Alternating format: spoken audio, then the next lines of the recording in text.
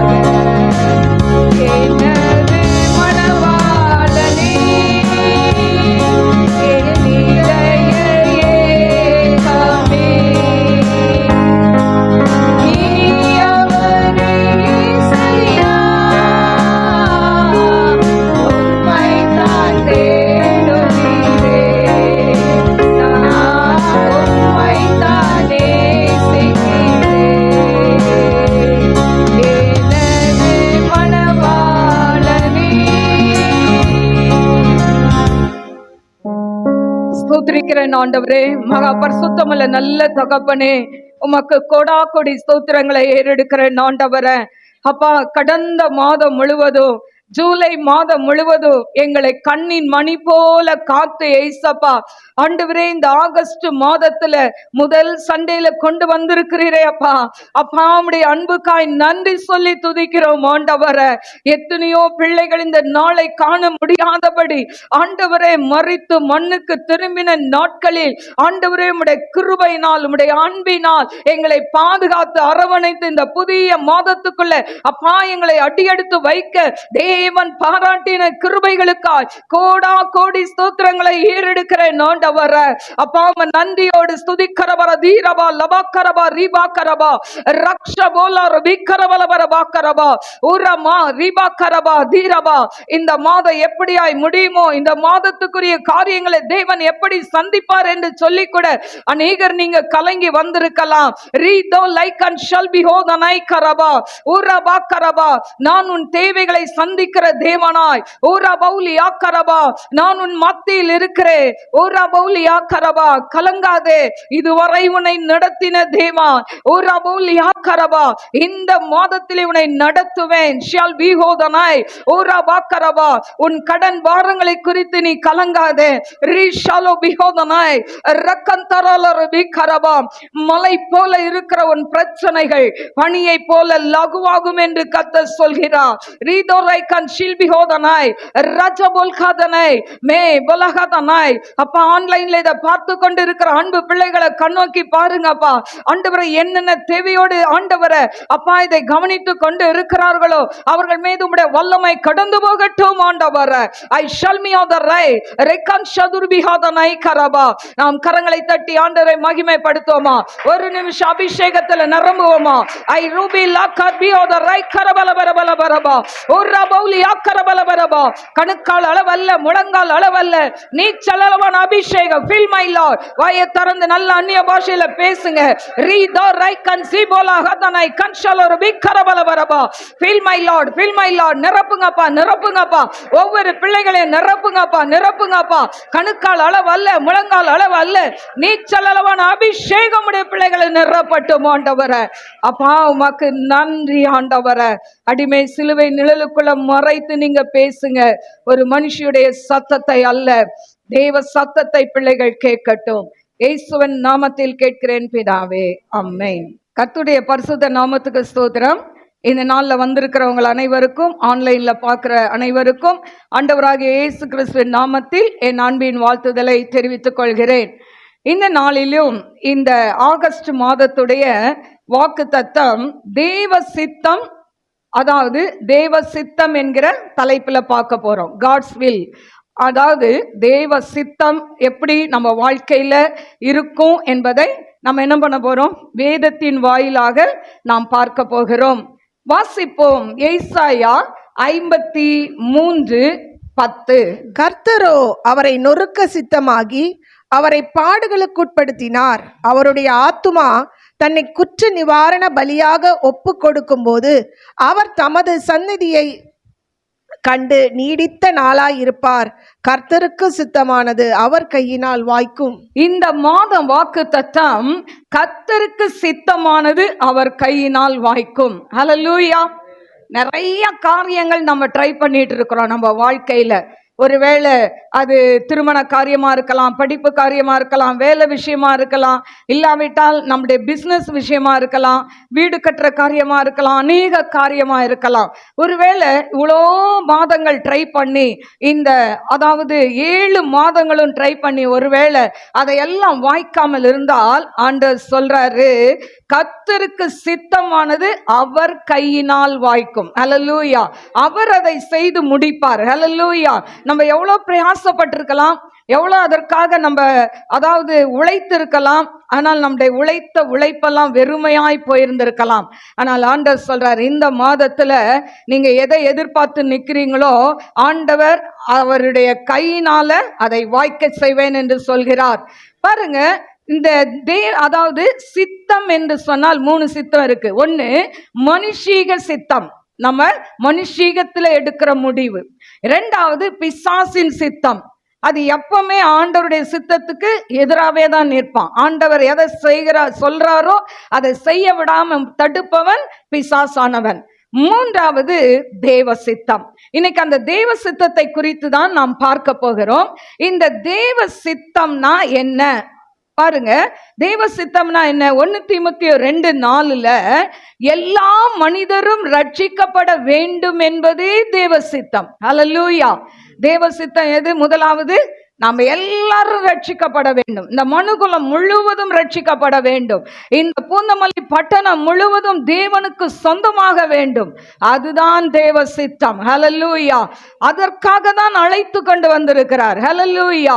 அதனால தேவ சித்தம்னா முதல் ரட்சிப்பு. நம்ம குடும்பத்தில் இன்னும் எத்தனை பேர் ரட்சிக்கப்படாம இருக்கிறோம்? கணவன் ரட்சிக்கப்பட்டால் மனைவி ரட்சிக்கப்படல, மனைவி ரட்சிக்கப்பட்டால் கணவன் ரட்சிக்கப்படல, பிள்ளைகள் ரட்சிக்கப்படல, பெற்றோர்கள் ரட்சிக்கப்படல. கருமையான தேவ பிள்ளைகளே, ஆண்டவர் திடீர்னு வந்துட்டா நம்ம குடும்பத்துல எத்தனை பேர் அவருடைய ரகசிய வருகையில் பறந்து போவோம்? சற்று யோசித்து பாருங்கள். கருமையான தெய்வ பிள்ளைகளே, முதலாவது உங்க குடும்பம் தான் அது ஒரு சின்ன என்னது நோவா கட்டுனது போல ஒரு பேழை. இந்த பேழைக்குள்ள உங்க குடும்பத்துல இருக்கிற எந்தெந்த நபர் வரலையோ அவங்க பேரை டைரியில எழுதி வச்சு ஒவ்வொரு நாளும் கர்த்தருக்கு முன்பாக அந்த பெயரை சொல்லிக்கொண்டே இருங்க. ஆண்டவரே, என் கணவனை ரட்சியும், மனைவியை ரட்சியும், பிள்ளைகளை ரட்சியும். பாருங்க, தேஞ்ச ரெக்கார்டுன்னு சொல்லுவாங்கல்ல.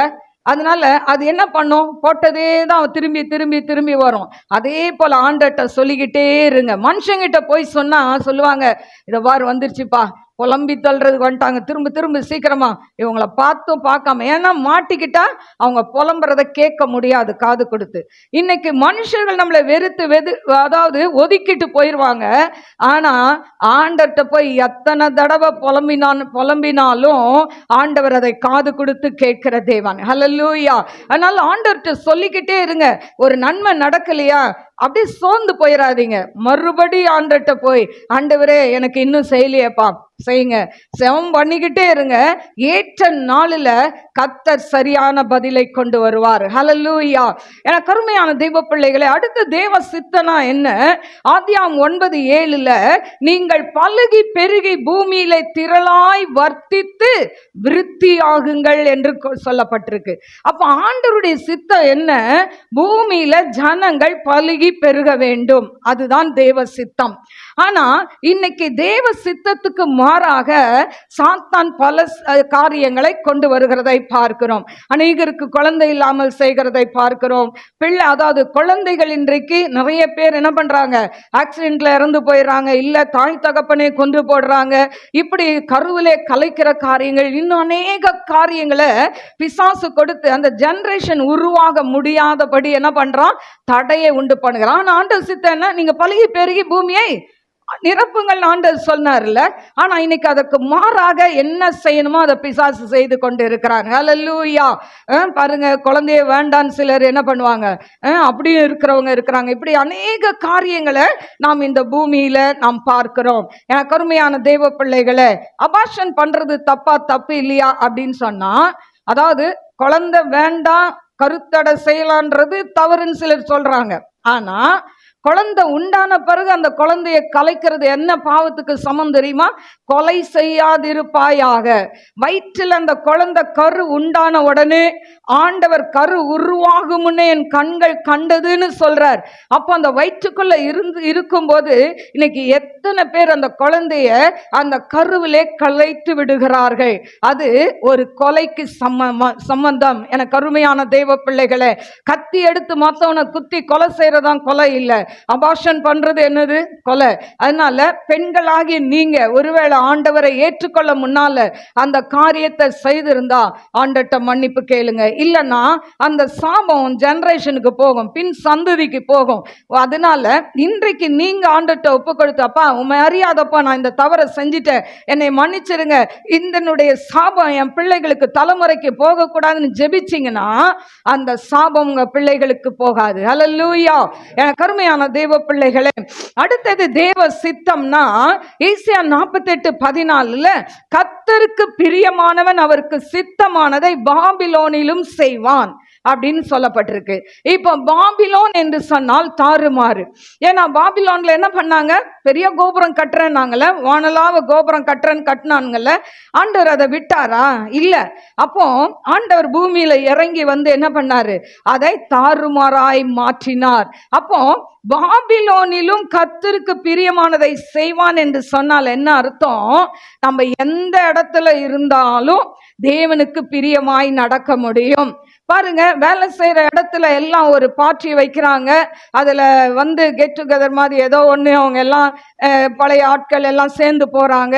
அப்ப அந்த இடத்துல என்ன இருக்கும், நல்ல வகை வகையான சாப்பாடு இருக்கும், அதுக்கு நடுவுல என்ன இருக்கும், குடியும் இருக்கும்ல, ட்ரிங்க்ஸும் இருக்கும். அப்போ அந்த அந்த சூழ்நிலையில எல்லாரும் குடிச்சாலும் நம்ம கை அதுல போகக்கூடாது. ஹல்லேலூயா. அதுதான் பாபிலோனிலும் கர்த்தருக்கு சித்தமானதை செய்கிறது. ஹல்லேலூயா. பாவம் செய்கிற சந்தர்ப்பம் வந்தாலும் பாவத்தை விட்டு விலகி ஓடுவதுதான் பாபிலோனிலும் கர்த்தர் சித்தத்தை நிறைவேற்றுவது. ஹல்லேலூயா. என கருமையான தேவ பிள்ளைகளே, தேவ சித்தத்தை எப்படி நாம் அறிந்து கொள்ள முடியும், தேவன் எப்படி நம்ம கிட்ட பேசுவார்? அநேகருக்கு தேவ சித்தம்னா என்ன அப்படின்றது தெரியாது.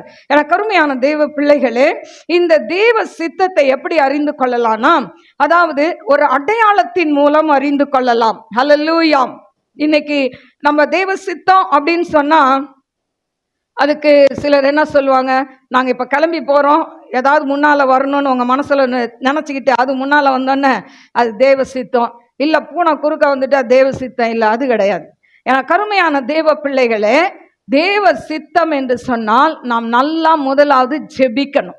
அந்த காரியத்துக்காக முதல் தேவ பாதத்தில் அமர்ந்து ஜெபிக்கணும். ஆண்டவரே, இந்த காரியத்தை நான் செய்ய போறேன், இது தேவ சித்தமா? இந்த பிசினஸ் செய்ய போறேன், இந்த திருமண காரியங்களை செய்ய போறேன், ஆண்டவரே இது தேவ சித்தமா? இல்லாட்டா நான் இப்படி படிக்கணும், ஆண்டவரே இது தேவ சித்தமா?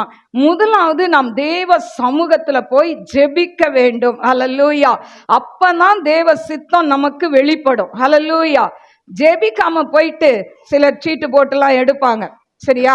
அது எப்படின்னா, சும்மா ஜெபிக்கவே மாட்டாங்க, ஒத்தையா ரெட்டையா போட்டு எடுத்து ஆண்டவர் சொல்லிட்டாரு, அப்படி கிடையாது. தேவ பாதத்துல அமர்ந்திருந்து ஜெபித்து ஆண்டவர் எப்படியெல்லாம் அவர் சித்தத்தை அறியலாம்னா அடையாளத்தின் மூலம். ஆண்டட்ட ஒரு அடையாளம் கேட்கலாம். அடுத்தது தரிசனங்கள் மூலம் தேவ சித்தத்தை அறியலாம். மூன்றாவது சொப்பனத்தின் மூலம் தேவ சித்தத்தை அறியலாம். நாலாவது தீர்க்கதரிசிகள் மூலமாய் தேவ சித்தத்தை அறியலாம். 4 காரியம், இதுல எவ்வளவு சொல்ல முடியுமோ அவ்வளவு நம்ம இன்னைக்கு பார்க்கலாம். என கருமையான தேவ பிள்ளைகளே, முதலாவது அடையாளங்கள் மூலம் தேவ சித்தம் அறியலாம். வாசிப்போம். ஆதியாகமம் 24:14. நான் குடிக்க உன் குடத்தை சாய்க்க வேண்டும் என்று நான் சொல்லும்போது, குடி என்றும் உன் ஒட்டகங்களுக்கும் குடிக்கும்படி வார்ப்பேன் என்றும் சொல்லும் பெண் எவளோ அவளே நீர் உம்முடைய ஊழியக்காரனாகிய ஈசாக்குக்கு நியமித்தவளாய் இருக்கவும் என் எஜமானுக்கு அனுக்கிரகம் செய்தீர் என்று நான் அதனாலே அறியவும் செய்தருளும் என்றான். என கருமையான தேவ பிள்ளைகளே, இப்ப இந்த ஆதியாகமம் 24:14 எலியாசார ஆபிரகாம் என்ன பண்றாரு, தான் மகன் ஈசாக்குக்கு பெண் பார்க்க அனுப்புறாரு. இப்ப அனுப்பும்போது அவர் சொல்றாரு, ஏன் இனத்துல போய் பார். இன்னைக்கு நிறைய பேர் இதை பிடிச்சுக்குவாங்க. ஆபிரகாமே அவர் இனத்துல பார்க்க சொன்னார். ஏன் பார்க்க சொன்னாரு பாருங்க, அவர் இருந்த இடம் கானான். கானான் ஆண்டவருக்கு பிரியமில்லாத இடம். அதனாலதான் சொல்றாரு, ஏன் இனத்துல போய் பாரு அப்படின்னு சொல்றாரு. பிரியமில்லாத ஒரு தேசத்திலிருந்து பெண் எடுக்க அவர் விரும்பாமல் தன்னிடத்துக்கு அனுப்புகிறதை நாம் பார்க்கிறோம். இப்போ அவர் போறாரு. இவரு அதாவது இத மாதிரி, நீ போ, அட்ரஸ் எல்லாம் கொடுக்கல, அந்த ஊருக்கு போ, அங்க போய் என்ன பண்ணு, நீ ஒரு பெண்ணை பார்த்துட்டு வரணும். இவருக்கு என்ன பண்ணன்னு தெரியல. எலியாசார் போறாரு, நிறைய பிள்ளைங்க வராங்க. ஆனா இவர் ஒன்னு சொல்றாரு, ஒரு அடையாளத்தை சொல்றாரு. நான் குடிக்க உன் குடத்தை சாய்க்க வேண்டும் என்று நான் சொல்லும் போது குடி என்றும் என் ஒட்டகங்களுக்கும் வார்ப்பேன் என்று சொல்கிறவள் தான் என் எஜமானுடைய மகனுக்கு ஏற்றவள். பாருங்க, இந்த அடையாளத்தை கேட்கிறார். இன்னைக்கு காலகட்டத்துல பாருங்க, நம்ம வீட்டில் இருக்கிற பிள்ளைங்களை ஒரு இடத்துல நீங்க அம்மாமாருங்க உட்காந்துட்டு, மா ஒரு செம்பு தண்ணி எடுத்துட்டு வான்னு கேட்டு பாருங்க. எவ்வளோ நேரம் அதுங்க கிட்ட கெஞ்சணும். கடைசியில் சி நானே போய் எடுத்து குடிச்சிக்கிறேன்னு போற நிலைமை நிறைய தாய்மார்களுக்கு இருக்கா இல்லையா? இருக்கு. ஏன்னா இருந்த இடத்த விடவே மாட்டாங்க. நம்ம பிள்ளைங்க ரொம்ப நல்லவங்க. உட்கார்ந்த இடத்த விட்டு எழுமணும்னா அவங்களுக்கு காசு கொடுக்கணும், அப்பனா எழுந்துக்குவாங்க. அப்போ எனக்கு அருமையான தேவ பிள்ளைகளே, இப்ப இந்த ரெபேக்கால் பாத்தீங்கன்னா, இவன் என்ன சொல்றா, இவன் அடையாளம் கேட்டது அவளுக்கு தெரியாது. இப்ப சொன்ன உடனே அவ சொல்றா, நீங்க குடிங்க, உங்க ஒட்டகத்துக்கும் நான் வார்ப்பேன் என்று சொல்லி அவள் ஒட்டகத்துக்கும் எடுத்து ஒட்டகம் என்னங்க கொஞ்சோண்டு ஒரு செம்பு தண்ணி குடிக்குமா? எவ்வளோ தண்ணி குடிக்கும்ல. ஆனா அவ்வளோ தண்ணியும் அவள் எடுத்து கொடுக்கிறா. அப்போ உடனே இவனுக்கு ஆச்சரியமா இருக்கு, என்ன ஆண்டட்ட அடையாளம் கேட்டேன், இவ்வளோ துல்லியமா அடையாளம் சொல்றாரு அப்படின்னு சொல்லி அவனுக்கு ரொம்ப ஆச்சரியப்பட்டு, அவன் உன் பேர் என்ன, நீ எந்த ஊரு எல்லாம் கேட்டா கரெக்டா என்ன பண்றாங்க, ஆபிரகாமுடைய சொந்தக்காரங்கன்னு தெரிஞ்சு போச்சு. உடனே அவன் கொண்டு போற வெகுமதி எல்லாம் கொடுக்கறான். இன்னைக்கு டௌரி கேட்கிறாங்க, ஆனா இந்த எலியாசர் என்ன பண்ணாரு, கொடுத்தாரு. வாசிப்போமா 22. ஒட்டகங்கள் குடித்து தீர்ந்த பின் அந்த மனிதன் 1/2 சேக்கல் எடையுள்ள பொற்காதணியையும் அவள் கைகளுக்கு 10 சேக்கல் எடை பொன்னுள்ள 2 கடகங்களையும் எடுத்து கொடுத்து, நீ யாருடைய மகள் எனக்கு சொல்ல வேண்டும், நாங்கள் உன் தகப்பன் வீட்டில் ராத்தங்க இடம் உண்டா என்றான். அதற்கு அவள், நான் நாகோருக்கு மில்கால் பெற்ற குமாரனாகிய பெத்துவேலின் மகள் என்று சொன்னதுமன்றி. பாருங்க, அப்போ இவ டீட்டெயிலாம் அந்த இடத்துல சொல்றத நம்ம பார்க்கிறோம். நீங்க வீட்டில் போய் படித்து பாருங்க. இப்போ இதெல்லாம் சொன்ன உடனே அவன் என்ன வெகுமதி கொடுக்கறான், 1/2 சேக்கல் எடையுள்ள பொற்காதணியாம். அப்ப பாருங்க எவ்வளோ வெயிட்டா கொடுத்துருக்கிறார்ல காதுல போட. அவள் கைகளுக்கு 10 சேக்கல் எடை பொன்னுள்ள 2 கடகங்கள். அப்போ இதெல்லாம் வெகுமதியெல்லாம் கொடுத்து அவன் கொண்டு போன நிறைய ஒட்டகங்களை கொண்டு போன எல்லாவற்றையும் கொடுத்து அவன் என்ன பண்றான், ரெபேக்காலுக்கு பெண் பார்க்கிறதே, அதாவது மாப்பிள்ளை ஈசாக்குக்கு பெண் பார்க்க அந்த இடத்துல வருகிறதை பார்க்கிறோம். இன்னைக்கு நம்ம என்னன்னா, பெண் வீட்டார் எவ்வளவு கொடுப்பீங்க, முதல் வேலையே என்னது, எவ்வளவு போடுவீங்க, எவ்வளவு டௌரி கொடுப்பீங்க. இந்த எவ்வளவு போடுவீங்க, எவ்வளவு டௌரி கொடுப்பீங்கன்னா முதல் எழுந்து வீட்டை விட்டு வெளியே போங்கன்னு சொல்லிருங்க. இப்படி சொன்னீங்கன்னா உங்க பொண்ணுங்களுக்கெல்லாம் இத மாதிரி ஆண்டவர் என்ன பண்ணுவார், ஈசாக்கை கொண்டு வருவார். ஹல்லேலூயா. நல்ல பையன் வச்சிருக்கிறவங்க நல்லா நிறைய வாங்கலாம், அதனால பையனை படிக்க வைக்கலாம். நிறைய பேருக்கு ஆசை, பையனை மட்டும் படிக்க வச்சிருவாங்க. ஏன் பையனை படிக்க டாக்டர் இன்ஜினியர்னு பெருசா படிக்க வச்சுட்டா, நாங்க இவ்வளோ செலவு பண்ணியிருக்கோம் என் பையனை படிக்க, அதெல்லாம் கொடுங்க. வெக்கமா இல்லை? நிறைய பேர் இப்படி இருக்கிறாங்க, இன்னும் வெக்கமே இல்லாம. ஹல்லேலூயா. உங்க பிள்ளைங்க நீங்க படிக்க வைக்கிறீங்க, இதுக்கு போய் வர்ற பெண் கிட்ட போய் அதுக்கு டௌரின்ற பேர்ல என்ன பண்றாங்க, வாங்கிட்டு அதுவும் பத்தலன்னு கொடுமைப்படுத்துறத நம்ம தேசத்துல பாக்குறோம். கருமையான தேவ பிள்ளைகளே, இந்த எல்விஎம் சர்ச்சில் வந்திருக்கிற ஒருத்தர் கூட டௌரி கொடுக்க கூடாது, டௌரி வாங்க கூடாது, ரெண்டுமே செய்யாதீங்க. சிலர் டௌரி கொடுக்க மாட்டேன்னு, அதாவது பெண் பிள்ளைய வச்சுட்டு டௌரி கொடுக்க மாட்டேன், எங்க சர்ச்சில் இப்படிலாம் சொல்லியிருக்கிறாங்க. அதே ஆம்பளை பிள்ளைக்கு டௌரி வாங்க கூடாது. ஹல்லேலூயா. என்ன போடுவீங்க, இத்தனை சவரன்ல போடுவீங்களா தாலி செயின்? ஏன் அத்தனை சவரன்ல தாலி செயின் போட்டா நான் நிக்குமா கழுத்துல, நான் கேட்கிறேன். என கருமையான தேவ பிள்ளைகளே, நீங்களாவது இனி வர ஜெனரேஷனாவது இப்படிப்பட்ட காரியத்துக்கு விதிவிலக்கா இருக்கணும்.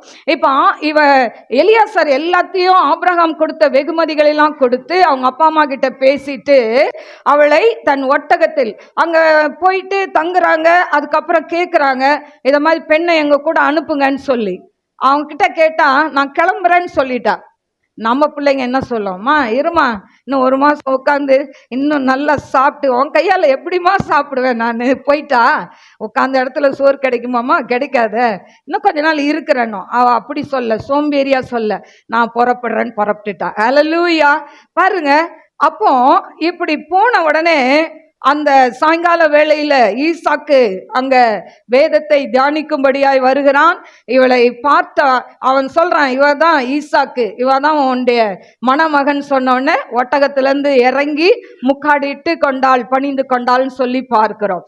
என கருமையான தேவ பிள்ளைகளே, அப்போ அடையாளத்தின் மூலமாய் தேவன் காரியத்தை வாய்க்க செய்வார். கர்த்தருக்கு சித்தமானது அவர் கையினால் வாய்க்கும். அடையாளம் கேட்டான், நடந்தது, என்ன பண்ணிட்டாங்க, கொடுத்துட்டாங்க.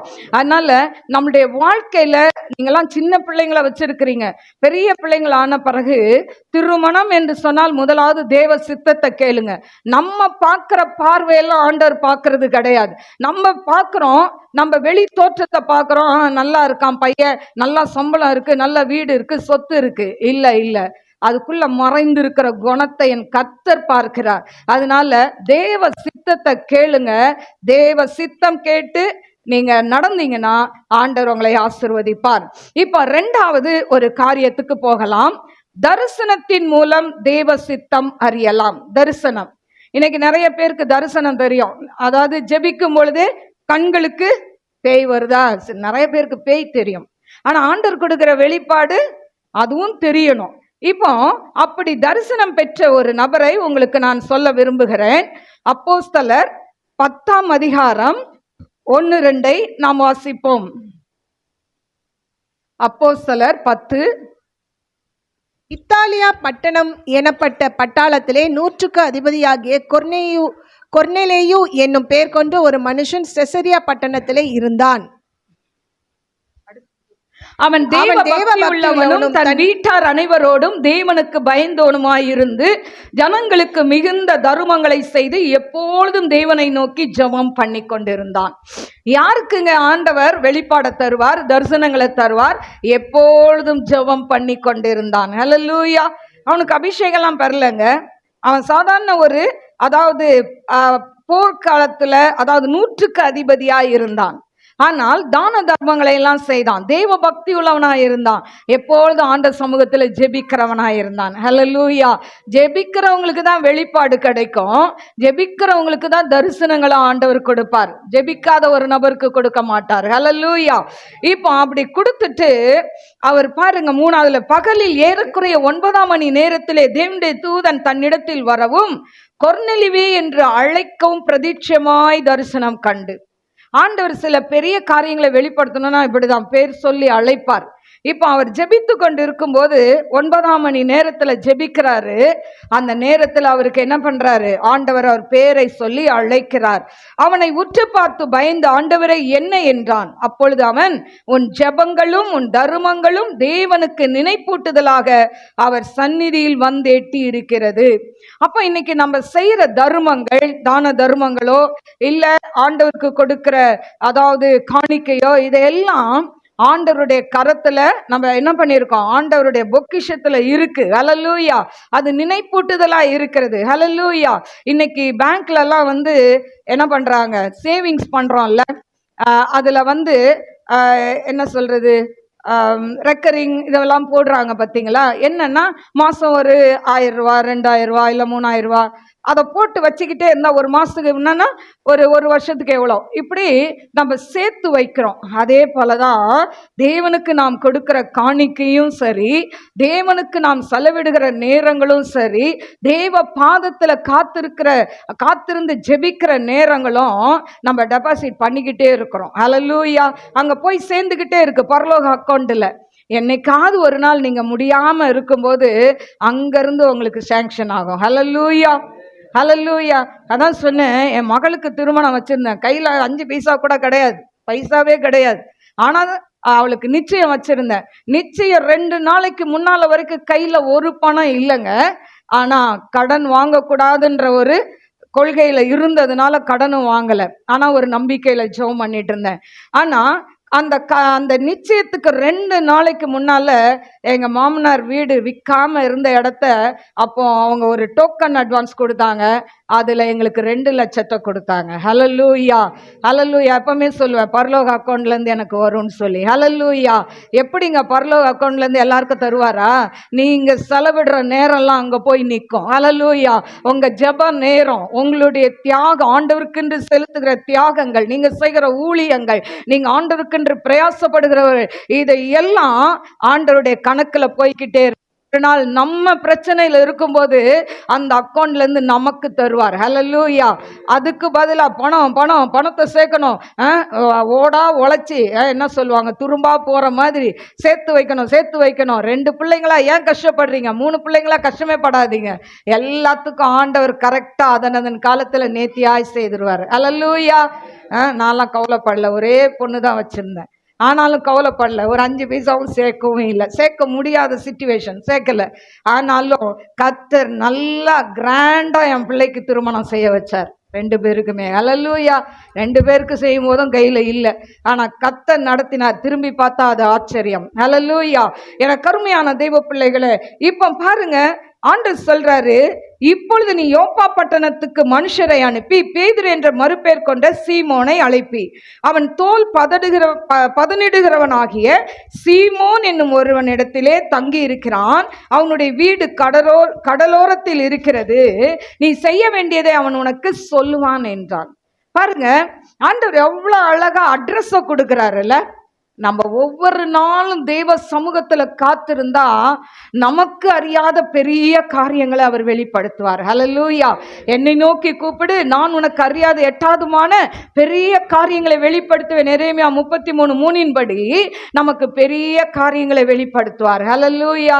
இப்ப இவன் சாதாரணமா ஜெபம் பண்ணிட்டு இருக்கான். ஆண்டவர் டீட்டெயிலா சொல்லிட்டார், அட்ரஸ் சொல்லிட்டார். போப்பா, எங்க பேதுருன்னு இருக்கிறாரு, அவர் கடலோரத்துல இருக்கிறாரு. எவ்வளவு அழகா அட்ரஸ் கொடுக்கிறார்ல. உங்களுக்கும் அதை செய்வார். ஹல்லேலூயா.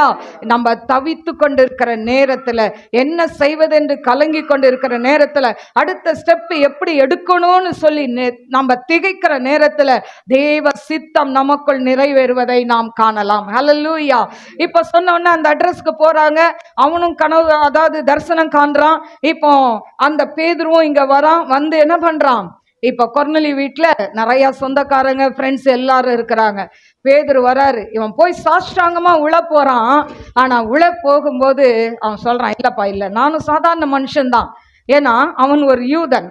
ஆனா இந்த கொர்நேலிய வீட்டுக்கு அவன் ஆண்டவர் அந்த தரிசனம் கொடுக்காட்டா வரமாட்டான். ஆண்டவர் சொல்றார், ஒரு துப்பட்டி நிறைய, ஒரு பெட்ஷீட் மாதிரி ஒண்ணு வானத்துல இருந்து வருது. அதுல நிறைய, அதாவது நிறைய மிருகங்கள், பறவைகள் இதெல்லாம் இருக்கு. அப்போ தீட்டுள்ளது, தீட்டு இல்லாதவைன்னு அதுல இருக்கு. இப்போ இவன் சொல்றான், இதுல தீட்டு உள்ளதெல்லாம் இருக்க, நான் எப்படி புசிப்பேன்? ஆண்டவர் சொல்றார், அடித்து புசி. ஆண்டவர் அந்த தரிசனத்தை கொடுத்த உடனே தான் நான் இங்க வந்தேன்னு சொல்றார். ஏன்னா யூதர்கள் அந்நியர்களோடு கலவ மாட்டார்கள். அப்படி பட்சத்துல இவன் வந்த உடனே இவன் காலில் வரும்போது விழாத, நானும் சாதாரண மனுஷன் என்று சொல்லி பேதுரு அந்த இடத்துல பிரசங்கம் பண்றாரு. அங்க கூடி இருக்கிறவங்க பிரசங்கத்தை கேட்கும் போதே அபிஷேகத்தை பெறாங்க, மூழ்கி ஞானஸ்தானத்தை பெறுகிறார்கள். ஹல்லேலூயா. ஒரு பெரிய காரியத்தை நிறைவேற்றுவதற்கு தேவன் தரிசனங்களை வெளிப்படுத்துவார். அவர் சித்தம் கர்த்தருடைய, அதாவது கர்த்தருக்கு சித்தமானது அவர் கையினால் வாய்க்கும். கொர்நேலியு வீட்டார் ரட்சிக்கப்பட வேண்டும் என்பது தேவ சித்தம். அதனாலதான் அந்த கொர்நேலியுக்கு ஆண்டவர் வெளிப்பாடுகளை கொடுக்கிறார். ஹல்லேலூயா. வெளிப்பாடை கொடுத்து அவன் வீட்டுக்கு போய் அந்த கூட்டத்தை ஃபுல்லா ஆண்டவர் ரட்சித்துட்டார். ஹல்லேலூயா. அடுத்தது 3வது ஒரு காரியம், சொப்பனத்தின் மூலம் தேவ சித்தத்தை நாம் அறிந்து கொள்ளலாம். சொப்பனம். இன்னைக்கு நிறைய பேருக்கு சொப்பனம் வரும். ஏன்னா பார்க்கறதெல்லாம் சினிமாவா பார்த்துக்குவாங்க. சரியா? சினிமாலாம் நல்லா பார்க்கறது, இல்லைன்னா பேய் கதை பார்க்கறது, பேய் படம் பார்க்கறது. நைட்டு இவ்வளோ பெரிய பேய் வந்துதா, அப்படியே என்னை அமுக்கிச்சா, இது தொல்லையின் திரட்சியினால் வருகிற சொப்பனம். ஹல்லேலூயா. ஆனா சொப்பனம் என்பது எப்ப வரும்னா, நம்ம நல்லா ஜெபம் பண்ணிட்டு நீங்க படுத்து பாருங்க, ஆண்டவரே நீங்க எங்க குடும்பத்தை குறித்தான, பிள்ளைகளை குறித்தான காரியத்தை வெளிப்படுத்துங்கன்னு சொல்லி ஆண்டவர்கிட்ட கேட்டு நீங்க படுத்து பாருங்க. உங்களோட ஆண்டவர் இடைப்படுவார், காரியங்களை வெளிப்படுத்துவார். ஹல்லேலூயா. அப்போ எல்லாத்துக்குமே மூல காரணம் என்ன தெரியுமா? ஜெபம். ஜெபம் இல்லைன்னா ஜெயமே இல்லைங்க நம்ம வாழ்க்கையில. ஹல்லேலூயா. அப்போ இந்த சொப்பனம் இதுல பாத்தீங்கன்னா, வாசிப்போமா? ஆதியாகமம் 37:2. யாக்கோபுடைய சன்னதியின் வரலாறு. யோசேப்பு 17 வயதிலே தன் சகோதரனுடனே ஆடுகளை மேய்த்து கொண்டிருந்தான். அந்த இளைஞன் பில்கால் சில்பால் என்னும் தன் தகப்பனுடைய மறுமனை ஆட்டிகளின் குமாரரோடு இருந்து அவர்களுடைய துன்மார்க்கத்தை தன் தகப்பனுக்கு சொல்லி வருவான். இஸ்ரவேலின் முதிர் வயதிலே யோசேப்புக்கு தனக்கு பிறந்ததினால் இஸ்ரவேல் தன் குமாரர் எல்லாரிலும் அவனை அதிகமாய் நேசித்து அவனுக்கு பல வருணமான அங்கேயே செய்வித்தான். சரி, இப்ப பாருங்க, இதுல யோசேப்பு 17 வயது, அவனுடைய வயது கொடுத்திருக்கு 17. ஹல்லேலூயா. இப்போ ஒரு வாலிபன், இந்த வாலிபன் நாட்கள்ல அவன் கர்த்தருக்கு பயந்து நடந்தான் என்று சொல்லப்பட்டிருக்கு. ஏன்னா அவங்க அண்ணன்மார்கள் செய்யற தப்பெல்லாம் அவங்க அப்பா கிட்ட போய் என்ன பண்ணிட்டான், சொல்லி கொடுத்துருவான். என்ன தப்பு பண்ணியிருப்பானுங்க, ஒருவேளை ஆட்டை அடிச்சு காட்டிலேயே சமைச்சு சாப்பிட்டுருப்பானுங்க, எதாவது பண்ணியிருப்பானுங்க. ஆனா இதெல்லாம் போய் அவங்க அப்பா கிட்ட கோல் மூட்டிக்கிட்டே இருந்தான். ஹல்லேலூயா. நம்ம வீட்டுல கூட பாத்தீங்கன்னா ஒரு 3 பிள்ளைங்க இருந்தா 1 கோல் மூட்டியா இருக்கும். 2 பிள்ளைங்க இருந்தா அதுல 1 அப்பா கிட்ட அம்மா கிட்ட நைஸா வத்தி வச்சிரும் அப்படியே. அப்புறம் ஏய் நீ தானே சொன்ன அப்படி வீட்டுல சண்டை வரும் இல்ல. அப்போ 1 கோல் மூட்டியா இருக்கும், அப்பா பிள்ளையோ இல்ல அம்மா பிள்ளையோ. சமயம் கிடைக்கும் போது கோல் சொல்லணும்னு கிடையாது, சமயம் கிடைக்கும் போது அப்படி போட்டுருவாங்க, உடைச்சிருவாங்க. ஹல்லேலூயா. இப்ப அப்படிதான் இந்த யோசேப்பு அப்பா கிட்ட இவங்களை எல்லாம் பத்தி கோல் மூட்டுறான். இவங்க அண்ணனுங்களுக்கு இவங்களை பார்த்தாவே பிடிக்காது. ஆனா இப்படிப்பட்ட சூழ்நிலையில சரி, இப்ப இந்த யோசேப்பு கர்த்தருக்கும் ஆண்டவருக்கும் உண்மையா இருக்கிறான், ஜெப வீரனா இருக்கிறான். இவனுக்கு ஆண்டவர் வெளிப்பாடு கொடுக்கிறார். ஃபர்ஸ்ட் வெளிப்பாடு 5ஆம் வசனம். யோசேப்பு ஒரு சொப்பனம் கண்டு அதை தன் சகோதரருக்கு அறிவித்தான். அது நிமித்தம் அவனை இன்னும் அதிகமாய் பகைத்தார்கள். பாருங்க, ஒரு சொப்பனத்தை கண்டு அறிவிக்கிறான். என்னன்னா, நாம் வயலில் அறுத்த அரிகளை கட்டி கொண்டிருந்தோம், அப்பொழுது என்னுடைய அரிக்கட்டு நிமிர்ந்திருந்தது, உங்கள் அரிக்கட்டுகள் என் அரிக்கட்டை சுற்றி வணங்கி நின்றது என்றான்.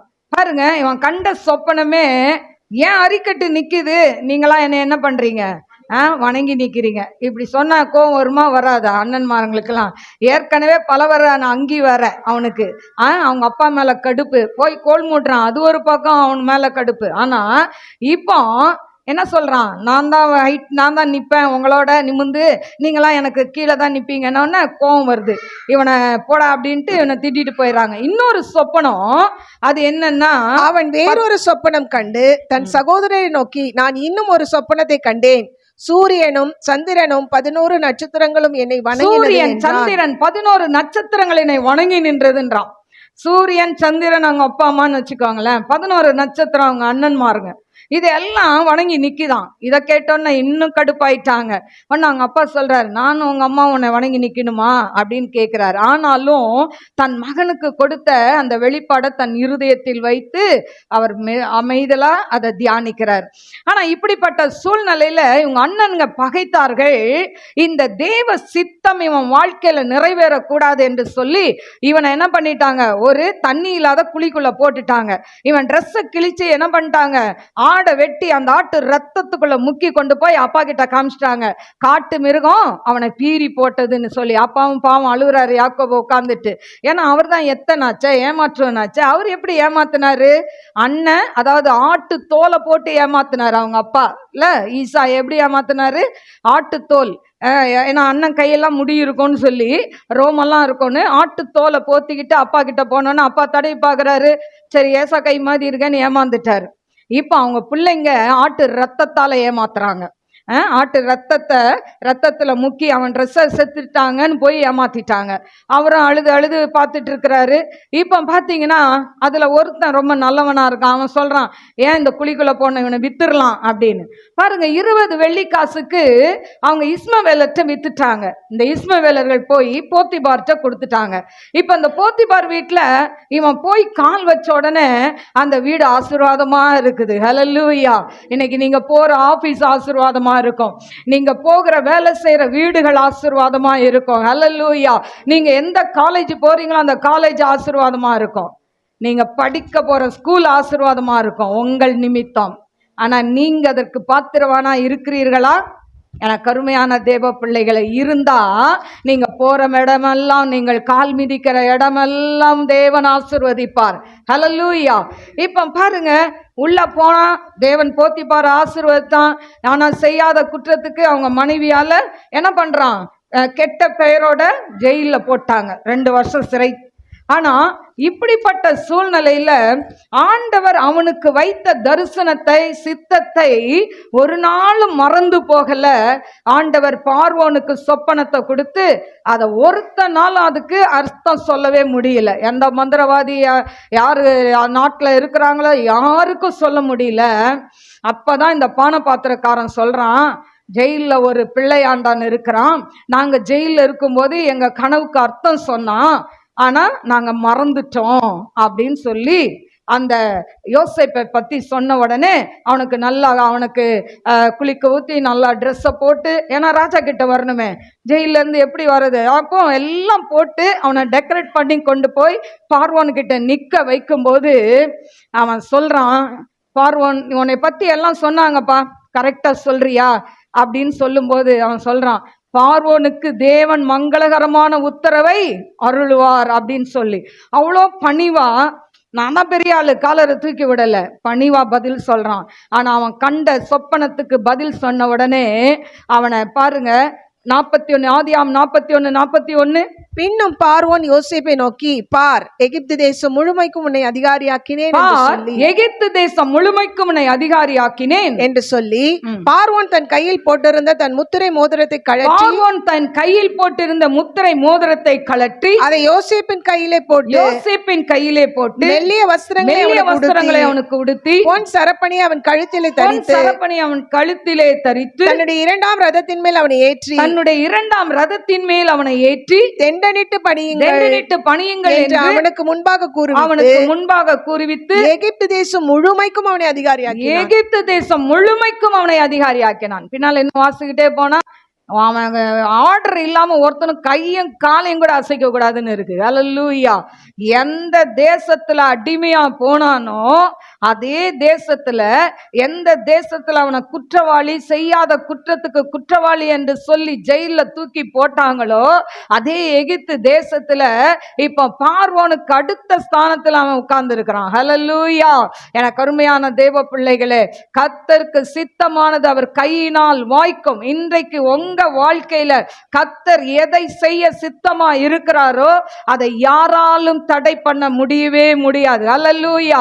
எந்த சாத்தானாலும் தடை பண்ண முடியாது, எந்த மனுஷனாலும் தடை பண்ண முடியாது, எந்த மந்திரவாதிகளாலும் தடை பண்ண முடியாது. அவர் செய்ய நினைத்தது அவர் கையினால் வாய்க்கும். அல்லேலூயா. எனக்கு அருமையான தெய்வ பிள்ளைகளே, இப்போ அடுத்து ஒரு காரியத்தை பார்ப்போம். தீர்க்க தரிசனத்தின் மூலம் தேவ சித்தம் நிறைவேறும். அல்லேலூயா. அதாவது தீர்க்க தரிசனம், இன்னைக்கு ஜெபம் பண்றோம், ஜெபம் பண்ணும்போது நமக்கு சொல்ற தீர்க்க தரிசனம் அது என்ன பண்ணும், சிலது உடனே நிறைவேறும், சிலது நாள் சென்று நிறைவேறும். அல்லேலூயா. பாருங்க, நான் அடிக்கடி சொல்லுவேன், நான் இந்த ஊழியத்துக்கு அதாவது 1984 நான் ஆண்டவரை ஏற்றுக்கொண்டேன். 84 நான் ஒரு சிஎஸ்ஐ சர்ச்சுக்கு தான் போயிட்டு இருந்தேன். தண்டேர்பேட்டையில் அங்கே ஒரு சிஎஸ்ஐ சர்ச்சுக்கு தான் போயிட்டு இருந்தேன்.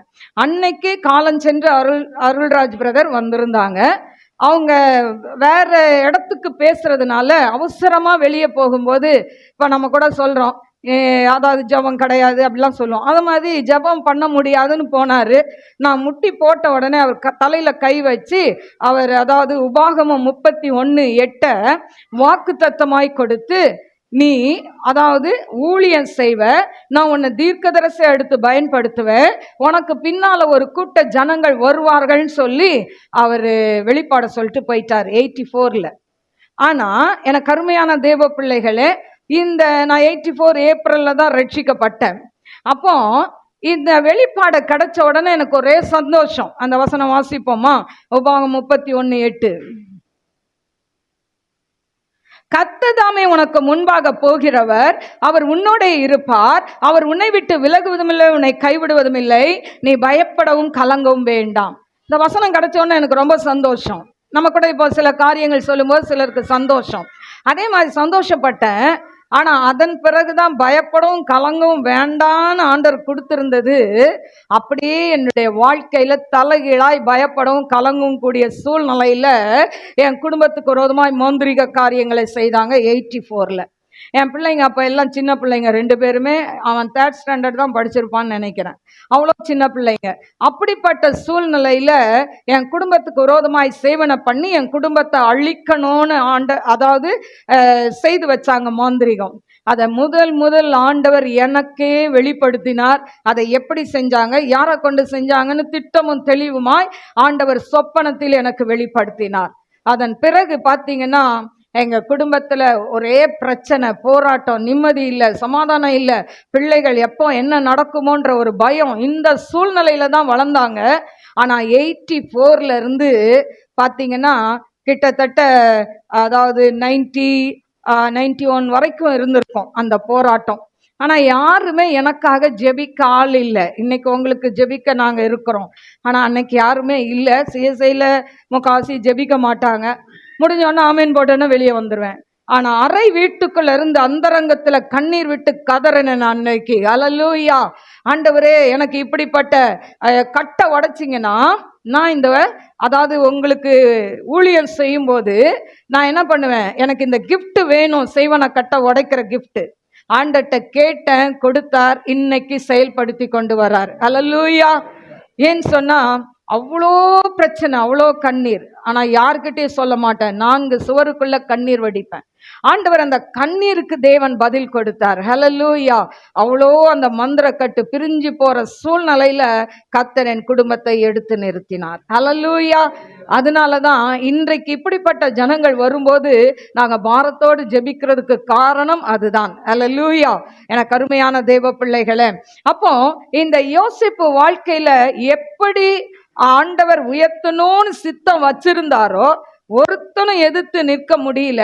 அதே போல என் வாழ்க்கையில எங்களை அழிக்கணும்னு நினைச்சாங்க. அழிக்கணும்னு நினைச்ச எங்களை இன்னைக்கு குடும்பமாய் ஊழியம் செய்ய கர்த்தர் கிருபை கொடுக்கிறார். அல்லேலூயா. இன்னைக்கு குடும்பமாய் சந்ததி ஊழியம் செய்து இதை குறித்து பார்க்கும் பொழுது ஆண்டவர் எவ்வளோ நல்லவர். ஹல்லேலூயா. அந்த பாடுகளை நினைக்கும் போது ஆண்டவர் இன்னைக்கு மகிமையான ஒரு ஆசீர்வாதத்துக்களை என்ன வச்சிருக்கிறாருன்னா நான் இன்னைக்கு ஆண்டவருக்கு நன்றி உள்ளவளா இருக்கிறேன். ஹல்லேலூயா. ஹல்லேலூயா. அதனாலதான் முடிஞ்சாலும் முடியாட்டாலும் ஊழியம் செய்யறதுக்கு காரணமே அதுதான். ஹல்லேலூயா. தேவன் மேல் வைத்த அன்பு. ஹல்லேலூயா. அதை அளவிடவே முடியாது. மனுஷனுடைய அன்பெல்லாம் மாறி போகும். தேவனுடைய அன்பு மட்டும்தான் கடைசி வரைக்கும் நம்மளோட கூட இருக்கும். ஹல்லேலூயா. அடுத்தது நம்ம தீர்க்க தரிசனத்தின் மூலம் சொன்னல வாசிப்போம். 1 நாளாகமம் 22:7-8. சாலமோனை நோக்கி, என் குமாரனே, நான் என் தேவனாகிய கர்த்தரை நாமத்திற்கு ஒரு ஆலயத்தை கட்ட என் இருதயத்தில் நினைத்திருந்தேன். ஆனாலும் கர்த்தருடைய வார்த்தை எனக்கு உண்டாகி, நீ திரளான இரத்தத்தை சிந்தி பெரிய யுத்தங்களை பண்ணினாய். நீ என் நாமத்திற்கு ஆலயத்தை கட்ட வேண்டாம். எனக்கு முன்பாக மிகுதியான இரத்தத்தை தரையிலே சிந்த பண்ணினாய். ஓகே, பாருங்க. இதுல நாத்தான் என்கிற தீர்க்கதரிசி இந்த ராஜா தாவீது ராஜாக்கு சொன்னதை இந்த இடத்துல நம்ம வாசிக்கிறோம். நாத்தான் தீர்க்கதரிசி என்ன சொன்னாரு, முதல்ல இத மாதிரி ஒரு ஆலயம் கட்டணும்பா அப்படின்னா, உடனே இவர் ஒரு ராஜா இல்ல, இவர்கிட்ட பணம் எல்லாமே இருக்குது. இந்த நாத்தான் தீர்க்கதரிசி அவன் வெளி தோற்றத்தை பார்க்கறான். ராஜா இவருக்கு என்ன பணமா இல்ல, கட்டுங்க அப்படின்னு சொல்லிட்டு போயிட்டார். இவருக்கு ராத்திரிலாம் தூக்கம் இல்லை. ஆண்டவர் சொன்னார், அது எப்படி நீ கட்டுவேன்னு சொல்லிட்டு வந்துட்ட, கட்ட முடியாது. அவன் கட்ட மாட்டான். யார் கட்டணும்? அவன் மகன் தான் கட்டணும் அப்படின்னு சொல்லி ஆண்டவர் அந்த இடத்துல சொல்கிறதை பார்க்கிறோம். ஏன் தாவீது ரொம்ப கெட்டவனா? இல்ல, ஆண்டவர் அதுல கரெக்டா சொல்றாரு. நீ திரளான இரத்தத்தை சிந்தி பெரிய யுத்தங்களை பண்ணினாய், என் நாமத்திற்கு ஆலயத்தை கட்ட வேண்டாம். ரத்தம் சிந்தின கை பாவம் கை. ஏன்னா நிறைய சண்டை போட்டால, நிறைய போர் செய்தான்ல. அப்போ ரத்தம் படிந்த கையால நீ ஆலயம் கட்டக்கூடாது. ஆனா உன் மகன் என்ன பண்ணுவான், மகன் காலத்துல தேசம் அமைதியா இருக்கும், சமாதானமா இருக்கும். அப்போ என்ன பண்ணலாம், ஆலயத்தை அவன் கட்டலாம் அப்படின்னு சொல்லி அவர் வெளிப்பாடை கொடுக்கிறதை பார்க்கிறோம். எனக்கு அருமையான தெய்வ பிள்ளைகளே, என் வாழ்க்கையில கூட பாருங்க, 95 இருந்து என் ஊழியத்தை செய்யறேன். 95 இருந்து 28 வரைக்கும் என் ஊழியம் தனி ஊழியமா ஓடிக்கொண்டே தான் இருந்தது. அல்லேலூயா. 28 வரைக்கும் யாருடைய ஹெல்ப்பும் இல்லை. என் பையன் அப்பப்போ என்ன பண்ணுவான், ஊழியத்தில் ஏதாவது பணம் தேவைன்னா கொடுத்துருவான், இல்லை ஏதாவது செய்ய சொன்னால் செய்வானே தவிர மற்ற நேரம்லாம் அவன் முகத்தை யாருமே பார்க்க முடியாது. பின்னால் மறைந்தே வாழக்கூடிய ஒரு வாழ்க்கை. ஆனால் கடவுளோடு இருந்தாலும் அப்படிதான் இருப்பான். ஆனா ஆண்டவர்கிட்ட ஜெபம் பண்ண இந்த பூந்தமல்லிக்கு வரும்போது, ஏன்னு சொன்னா தண்டையார்பேட்டையிலேருந்து வலசரவாக்கம் வரும்போது எல்லாரும் அந்த சபையில் உள்ள ஜனங்கள் சொன்னாங்க, என்ன சொன்னாங்கன்னா, இந்த அம்மா வலசரவாக்கத்தில் போய் சர்ச்சு வைக்க போயிட்டாங்கன்னாங்க. என்னை பற்றி அவதூறாய் சொன்னார்கள். ஹல்லேலூயா. ஏன்னா ஒரு சபையிலேருந்து வெளியே வந்தேன். அப்போ சொன்னாங்க, இவங்க ஆளுங்களெல்லாம் கூட்டு போயிட்டு அங்கே வலசரவாக்கத்தில் ஒரு சர்ச்சு வைக்க போகிறாங்க அப்படின்னு ஒரு ஊழியக்காரர் சொன்னார். கருமையான தெய்வ பிள்ளைகளே, அந்த ஊழியக்காரர் சொன்னது உண்மைதான்.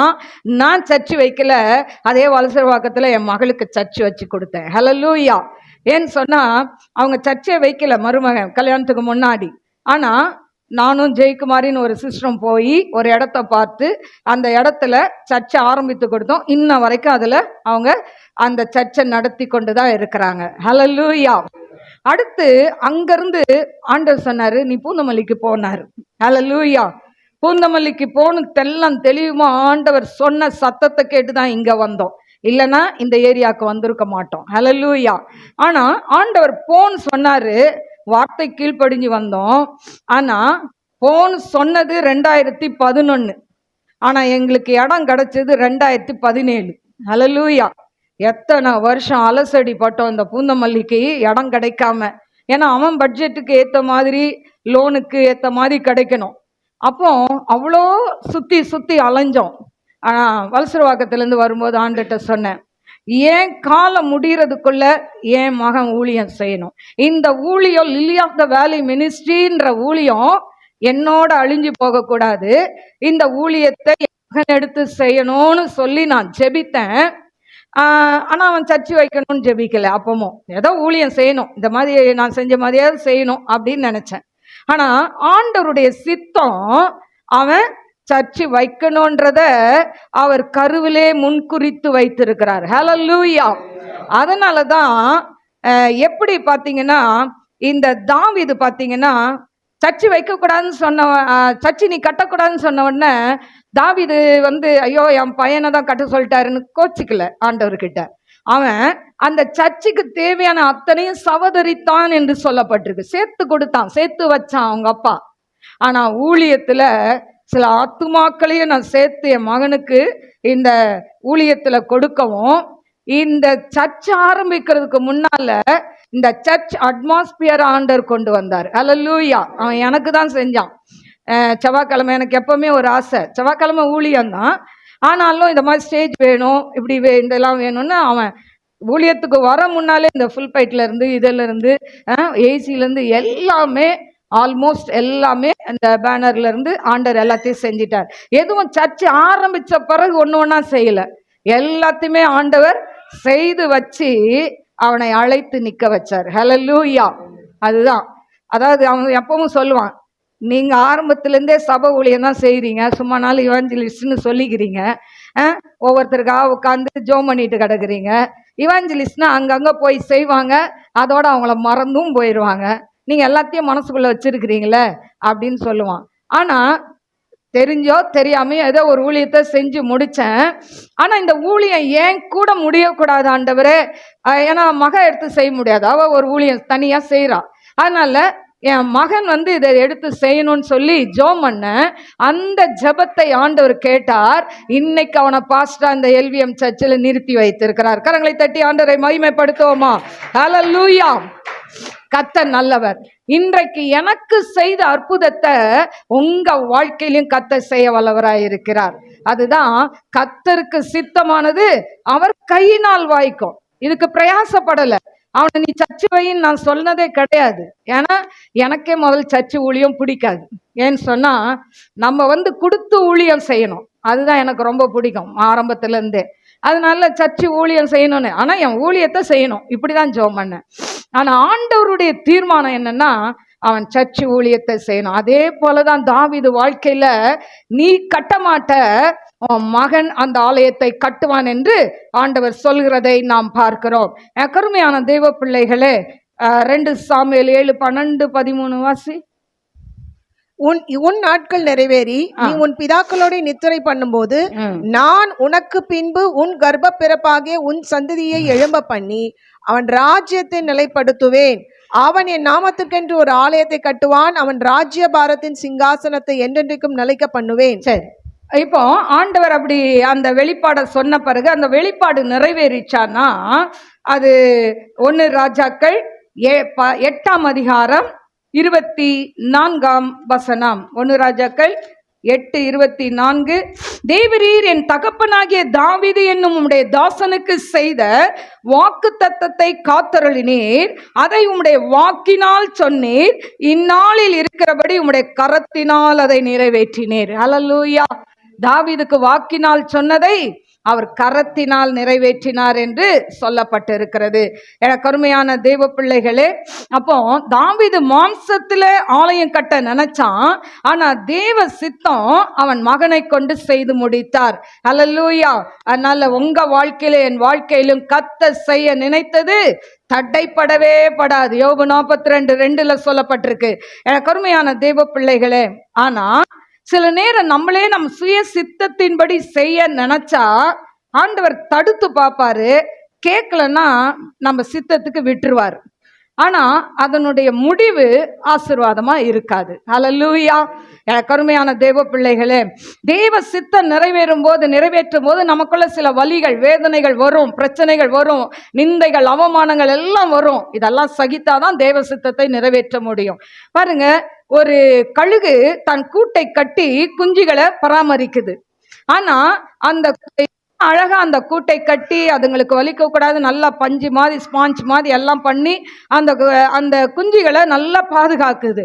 ஆனா ஒரு காலகட்டத்துக்குள்ள அது என்ன பண்ணும், ஒவ்வொன்றா அந்த குச்சிங்களை எல்லாம் உருவி உருவி உருவி போட்டுட்டு அந்த கழுகு குஞ்சுகள் அந்தரத்துல அப்படியே பெல்ட்டி அடிக்கிற மாதிரி, இந்த அம்மாக்கு அறிவு இருக்குதா, இவ்வளோ நாள் ஒழுங்கா தானே எனக்கு சோறு போட்டா, ஒழுங்கா தானே எனக்கு ஊட்டி விட்டா, இப்போ பாரு எல்லாத்தையும் உருவி விட்டாங்களே, இப்போ பாரு நான் கீழே உழ போறேன், எங்க மேலே கட்டி வச்சுட்டு அங்கிருந்து நான் கீழே உழ போறேன்னு அந்த குஞ்சுங்க தவிச்சிருக்கோம்ல. ஆனா இந்த கழுகு அதை எதையுமே எதிர்பார்க்காது. அதுங்க பாஷையில திட்டி இருக்கும், ஏமா அறிவு இருக்குதா, இதெல்லாம் பிச்சு போடுற அறிவு இருக்கான்னு கேட்டிருக்கோம். ஆனா இந்த கழுகு எதையும் பார்க்காம எல்லாத்தையும் உருவி போட்டு அதுங்க தத்தளிக்கும் போது அப்படியே அது ரெக்கையை கொண்டு போய் அதனுடைய சிறகுல அந்த குஞ்சுகளை ஏந்தி கொள்ளுமாம். ஏன்?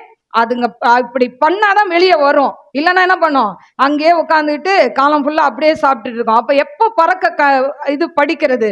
அதனால அந்த கழுகு தன்னை கடினப்படுத்தி கொண்டு, பாசம் இருக்கும்ல குஞ்சுங்க மேல, கடினப்படுத்தி கொண்டு அது என்ன பண்ணுமா, அதுங்களை ட்ரெயின் அப் பண்றத நம்ம பார்க்கிறோம். அதே போலதான் ஏசப்பா சில நேரம் அவர் கடினமா ஆயிடுவார். அவர் சித்தத்தை நிறைவேற்றணும்னா நம்ம வாழ்க்கையில சில சோர்வுகள் வரும், பிரச்சனைகள் வரும், போராட்டங்கள் வரும், நிந்தைகள் வரும். ஆனா திரும்பி பார்த்தீங்கன்னா ஆண்டவர் சித்தத்தை நிறைவேற்றினார். ஹல்லேலூயா. என் வாழ்க்கையில் அதுதாங்க இதுவரைக்கும் நடந்திருக்கு. திரும்பி பார்க்கும்போது எத்தனையோ காரியங்கள், ஆனா அவைகள் மத்தியில இன்னைக்கு ஆண்டவர் நிக்க வச்சிருக்கிறார்னா தேவ சித்தத்தை அவர் நிறைவேற்றி இருக்கிறார். ஹல்லேலூயா. நாம் கண்களை மூடி நாம் ஜெபிப்போம். ஸ்தோத்திரிக்கிறேன் ஆண்டவரே, மகா பரிசுத்தமுள்ள நல்ல தகப்பனே, மகா ஸ்தோத்திரிக்கிறேன் ஆண்டவரே. உர்ரபா லபக்கவரபா ஷில்பிஹோதனாய், இது ஆன்லைன்ல பார்த்து கொண்டிருக்கிற ஒவ்வொரு பிள்ளைகளுடைய வாழ்க்கையிலும் தேவ சித்தம் நிறைவேறட்டும் ஆண்டவரே. உங்க சித்தத்துக்கு தன்னை முழுமையாய் அர்ப்பணிக்கட்டும் ஆண்டவரே. கர்த்தருக்கு சித்தமானது கையினால் வாய்க்கும் என்று சொல்லி இருக்கிறீங்க daddy. I come and shall behold the right ரக்கதனை கரபலபரபா. எனக்கு கருமையான தேவ பிள்ளையே, தேவ சித்தத்துக்கு உன்னுடைய காரியத்தை அர்ப்பணி. நீ சுயமாய் சில காரியத்தை செய்யும் பொழுது அதனுடைய முடிவு ஆசீர்வாதமாய் இருக்காது. ரீபா ரகாதனாய் லஜ்ஜபோல் கதனாய் மே கமன் தரலை ஜபரபரபா கரபா ஓரபா கரபா. இன்று உங்க வாழ்க்கையை தேவனுக்கு அர்ப்பணிங்க. கர்த்தர் உங்க வாழ்க்கையில அவர் சித்தத்தை அவர் நிறைவேற்றுவார். கர்த்தருக்கு சித்தமானது அவர் கையினால் வாய்க்கும் என்று சொன்னதுபடி இந்த மாதத்துல அவருக்கு எது சித்தமோ அந்த காரியம் உங்க வாழ்க்கையில வாய்க்கும் என்று கர்த்தர் சொல்கிறார். நன்றி ஆண்டவரே. ஏசப்பா, இந்த மாதத்திலே உம்முடைய பிள்ளைகள் வாங்குற வருமானங்கள் ஆண்டவரே நீங்க ஆசீர்வதிங்கப்பா. கையின் பிரயாசங்களை ஆசீர்வதிங்கப்பா ஆண்டவரே. அவங்க கர்த்தாவே பிசினஸ் ஆசீர்வதிங்க ஆண்டவரே. 5 அப்பம் 2 மீன்களை கொண்டு 5000 பேருக்கு கோவிலுக்கு போஷித்து மீதியான துணிக்கு எடுத்தது போல எடுக்கட்டும். அடைய அன்பின் கரத்துல தாழ்த்துகிற படிக்கிற பிள்ளைகளுக்கு நல்ல ஞானத்தை கொடுங்கப்பா. உமக்கு பிரியமான வழியில நடக்க கிருபை கொடுங்கப்பா. உங்க சித்தத்தை பிள்ளைகளுடைய வாழ்க்கையில நிறைவேற்றுங்க டாடி. நாம மகிமைப்படட்டும். இயேசுவின் நாமத்தில் கேட்கிறேன் பிதாவே, ஆமென். God bless you. God bless you.